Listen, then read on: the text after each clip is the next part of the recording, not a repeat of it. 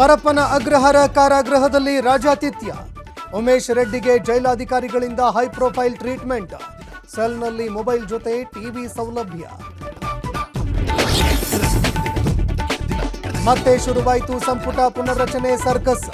November 15ರಂದು ದೆಹಲಿಗೆ ತೆರಳಲು CM ನಿರ್ಧಾರ. ಅರ್ಧದಷ್ಟು ಸಚಿವರನ್ನ ಕೈಬಿಟ್ಟು ಹೊಸಬರಿಗೆ ಅವಕಾಶಕ್ಕೆ ಪ್ಲಾನ್. ಫಲ ಕೊಟ್ಟ ಕಬ್ಬು ಬೆಳೆಗಾರರ 9 ದಿನದ ಹೋರಾಟ. ಟನ್ ಕಬ್ಬಿಗೆ 3,300 ರೂಪಾಯಿ ಫಿಕ್ಸ್ ಮಾಡಿದ ಸರ್ಕಾರ. ಬೆಳಗಾವಿಯಲ್ಲಿ ಮಧ್ಯರಾತ್ರಿವರೆಗೂ ರೈತರ ಸಂಭ್ರಮಾಚರಣೆ.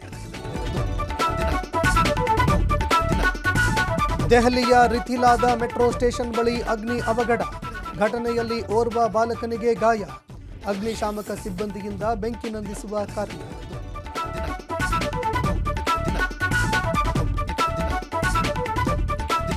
$1,000 ಲಾಟರಿ ಟಿಕೆಟ್ಗೆ 11 ಕೋಟಿ ಬಂಪರ್.